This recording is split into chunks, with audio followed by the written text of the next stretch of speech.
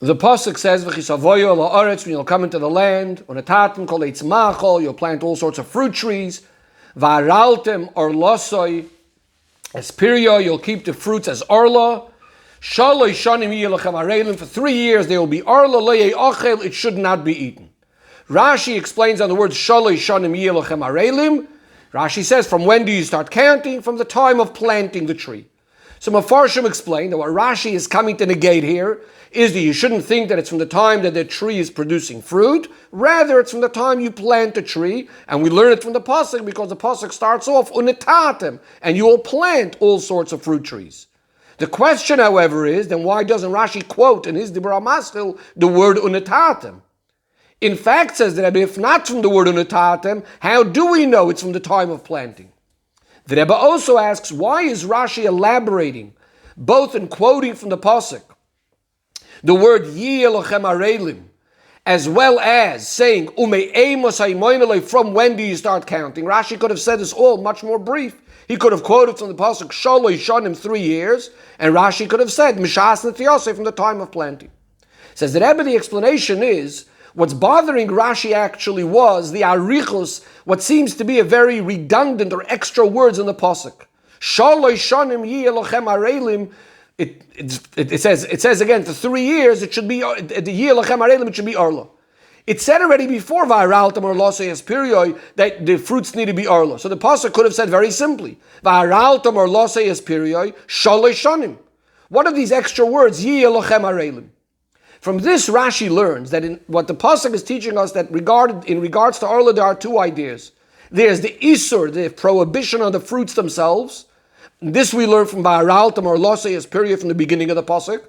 And then there's a second thing. There's an obligation on the person that he is the one that needs to be counting the 3 years. And this we learn from those extra words in the end of the pasuk. Yi elochem arelim will be arla for you. You need to be the one to count those years. And this is what Rashi means when he's elaborating and saying, from when do you count? Mishas Netiyoseh, from the time of planting. And this is also how we know it's from the time of planting. That is, since the pasuk says, Yelochem arelim will be arla for you, in other words, that the person has to count, therefore it makes sense that from when is it being counted? Not from the time that the tree is producing fruit, but rather from when the person got involved. It's lochem. It's when the person started doing his act, which is when he planted the tree. This will also lead to another difference, that the counting needs to be calculated not according to the tree, but according to the person who planted it. What does that mean? So let's say, for example, you took a branch from a tree that had already gone through the 3 years of arla, and you now replanted it. If we should be saying that it's all based on the tree, the calculation works on the tree, so then you would say, technically, this branch had gone through the 3 years of arla already. This tree has gone through the 3 years of arla, and therefore, even when new fruits are going to grow from it, it should be permissible right away. But if it's all going based on when the person planted, it's about lochem, when the person planted, so now he made a new planting, the halacha would be that he should start counting again from this new branch. That's what would come out from the lochem. And in fact, that's the halacha. So Pshutei Shel Mikra, according to Rashi, would fit, the way Rashi explains it, would fit with the actual halacha that you do start counting from this new planting. The Rebbe says, based on all of this, we'll understand another part of the Rashi. In the next section of Rashi, in the same Dibur HaMaskil, Rashi goes on, after saying from when do you count from the time of planting, Rashi says, Yochel, I would have thought, possibly, if I take a fruit that grew within the first 3 years, and I set it aside, I put it away, maybe now this fruit after the 3 years should be permissible. So the pasuk says, Yihye, Shalosh Shanim Yihye Lochem Arelim. Yihye means it remains, asur forever. The Rebbe's question is, these 2 parts of Rashi seemingly have no connection to each other. The first part of Rashi, from when do you start counting, that was explaining the word Shalosh Shanim. The pasuk says 3 years. Rashi teaches us from when you start counting.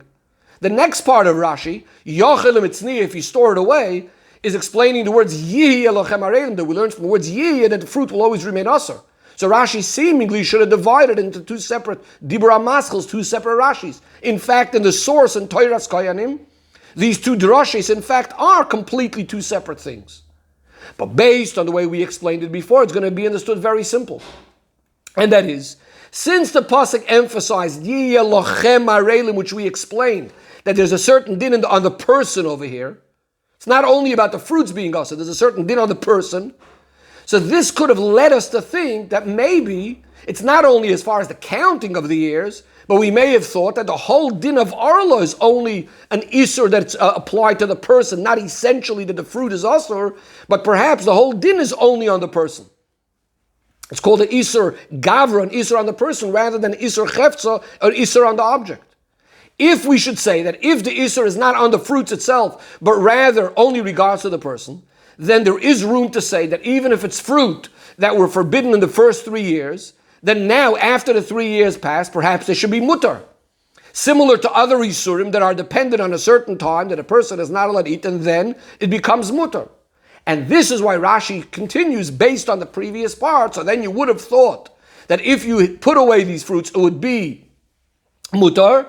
That's why the pasuk says, "Yeah, that these fruits are essentially asur; there will always remain asur." In other words, that in fact there is what we call an isur chefza. There's an essential isur on the object itself, on the fruit. In other words, in addition to the fact that yes, the person is one that has to be doing the counting, but it's not an isur gavra, rather an isur chefza. The fruits always remain asur.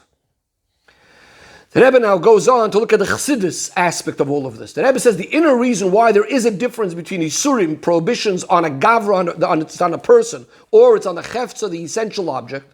The Rebbe says we could say it all depends on where the energy, the life force of the object is coming from. An Isur Chefza means that it's receiving its life force from what's known as Shalosh Klipos Atmeyos, the 3 complete, unclean Klipos that can never ever be elevated. And this is why this object is Asur, it's essentially inherently Asur, and it's Asur forever. Isur Gavra means that the object is technically getting a chayes from klipas noiga that could be elevated. But there's a certain Isur, in this case, on the person not to eat it. Now regarding Arla, as we just explained, it's an essential Isur on the fruit that's going to remain always Asur. Again, there is another aspect that the person has to do the counting, as we explained. But the fruits itself are essentially and inherently always Asur. And therefore it's receiving its chayes from shalosh klipos atmeyos, as the Alter Rebbe says explicitly in Tanya. But the Rebbe asks a question. How does it make sense that you have a tree? Now this tree, on its own, without the fruit, the tree itself is actually mutar. So for example, the branches, other part of the tree, are actually permissible. That's klipas noiga, in other words. And the fruits that are getting its chayes from it should be an object, something that's inherently asur, something of shalosh klipos atmeyos. How does this work? So the Rebbe says, we'll understand this by first looking at the wording of the Alter Rebbe in Tanya regarding things that get their chayes from shalosh klipos atmeyos. When it comes to the non-kosher animals that are asur, that are forbidden to eat, Rashi said, the Alter Rebbe, says, v'kiyum gufam, that both their soul and the very existence of their body are from shalosh klipos atmeyos. When it comes to the fruits of Arla, the Alter Rebbe doesn't say kiyum gufam, the body. The Alter Rebbe just says kiyum v'chayes, the existence and the life force of these fruits are from shalosh klipos atmeyos. He doesn't mention anything about the body. In fact, the Rebbe Rashab explains and says because the body, in this case of Arla, is actually tahor. And the question is, these fruits are asur forever, are always going to be asur. So seemingly, their body should also be shalosh klipos atmeyos. And if it's because you're saying they're getting their nourishment, their chayas, their vitality from a tree that is permissible, maybe that's why the guf is not shalosh klipos atmeyos. But if that's the case, the chayas of the fruits are coming from the trees from klipas noiga. So why does the Alter Rebbe say then that the chayas of these fruits are shalosh klipos atmeyos?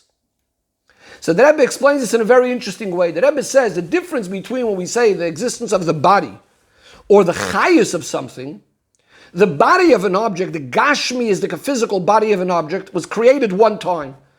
And the way this is going to exist is not going to change. In other words, whatever it received, its original energy, its original chayas from to be able to exist, whether it was shalosh klipos atmeyos or klipas noiga, this is the way it's going to remain forever. In other words, once it's created, it's going to be kept in existence, but the body itself is not changing. And therefore, in regards to the non-kosher animals, we say that their body is from shalosh klipos atmeyos. It's going to remain like that always. When it comes to Arla, so the actual physical tree itself, the gashmi is the part of the tree, and in fact even the fruit itself, that's all part of klipas noiga, and it's going to stay that way. But the chayas, the energy that's inside the tzomech, inside the plant, not the physical object, but the energy inside. This is something that is renewed all the time. As it says, Hashem is constantly renewing the energy, and this energy could change. And therefore, the chayis with which the tree is giving energy to these fruits, that energy for the first 3 years was coming from shalosh klipas hatmeis. That's the kind of energy that was flowing from this tree into the tree, and from the tree into the fruit. And that's what's going to be making this fruit that grew from this chayis to an isur chefza, to something that's inherently and essentially osur forever. But afterwards, there's a new chayis coming into the tree. Again, it doesn't affect the physical tree. The object of the tree itself is going to remain klipas noiga, but the energy flowing through it is now, after the 3 years, also going to be a chayis of klipas noiga, which is now going to cause that the new fruits that are going to grow from it are not only going to be permissible, but as the pasuk says, kodesh, they're going to be holy and causing praise to Hashem.